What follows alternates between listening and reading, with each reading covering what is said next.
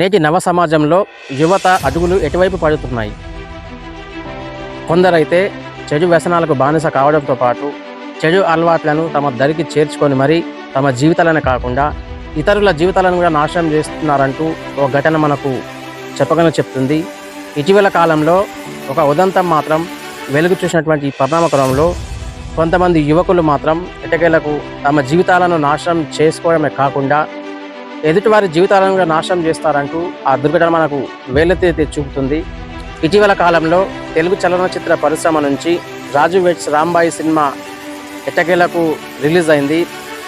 ఆ సినిమాలో ఒక తండ్రి ఒక HIV పాజిటివ్ ఉన్నటువంటి ఇంజెక్షన్ను తన కన్న కూతురికి ఇచ్చి తమ పైశాచికత్వాన్ని ప్రదర్శించే ప్రయత్నం చేశారు. అది రియల్ లైఫ్లో.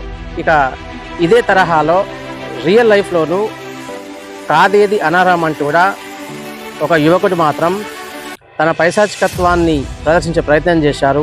హైదరాబాద్కు కూతవేటు దూరంలోని మెర్చల్ జిల్లాలోని పోచారం పరిసర ప్రాంతాలలో తనకుతో పెళ్లి నిరాకరించిందంటూ ఒక అక్కసుతోంచి ఒక ఆగ్రహంతో ఊగిపోయినటువంటి సదరు యువకుడు మాత్రం ఆ సదరు యువతికైతే HIV పాజిటివ్ ఉన్నటువంటి ఇంజెక్షన్ను ఇచ్చినటువంటి నేపథ్యంలో ఒక్కసారిగా రాజు వెడ్స్ రాంబాయి సినిమా తలపించినటువంటి పరిస్థితి. యువకుడికి HIV పాజిటివ్ ఉందని గ్రహించినటువంటి నేపథ్యంలో తెలుసుకున్నటువంటి పరిణామ క్రమంలోనూ సదరు యువతి మాత్రం ఆ యువకుడితో పెళ్లికి ససేమిరా అంటూనే నిరాకరించే ప్రయత్నం చేసింది. ఈ క్రమంలో కోపంతో ఉద్రేకంతో ఊగిపోయినటువంటి సదరు యువకుడు మాత్రం పోచారంలోని ఆ యువతి ఇంటికి వెళ్ళి మరీ వారందరితో గొడవ దిగే ప్రయత్నం చేశారు. ఎంతకీ సదరు యువతి వినకపోవడంతో పెళ్లికి ససేమిరా అన్నటువంటి ఆ నేపథ్యంలోనూ ఆగ్రహంతో ఊగిపోయి అప్పటికే HIV పాజిటివ్ ఉన్నటువంటి రక్తాన్ని ఒక సిరంజిలో ఎక్కించుకొని మరి సదరు యువతికి అయితే బలవంతంగా ఆ HIV పాజిటివ్ ఉన్నటువంటి ఇంజెక్షన్ని ఇంజెక్ట్ చేశారు.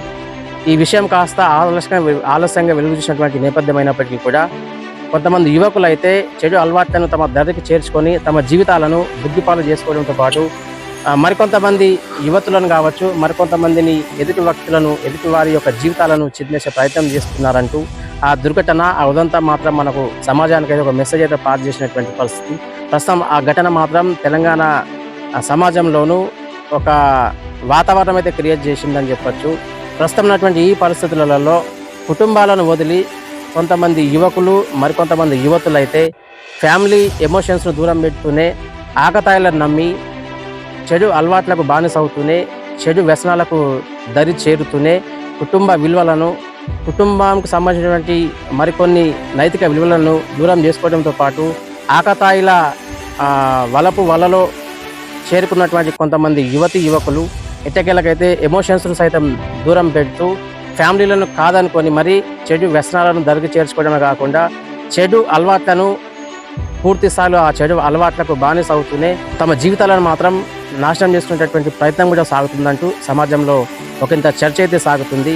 చెడు వ్యసనాల ముందు కుటుంబ విలువలు కాదనుకున్నటువంటి కొంతమంది యువకులు మాత్రం చెడు వ్యసనాలకు బానిస అవుతూనే కుటుంబాలను సైతం కాదనుకొని వారి ఎమోషన్స్ను సైతం పక్కన పెట్టి మరీ ముఖం తెలియనటువంటి వ్యక్తులతో సాన్నిహిత్యం పెంచుకోవడంతో పాటు ఇలాంటి ఆకృతాలకు పూనుకొని ఇతర వ్యక్తుల జీవితాలను కూడా నాశనం చేస్తారంటూ ఓ ఘటన మాత్రం పలు ఘటనలు మాత్రం మనకు చెప్తున్నాయి.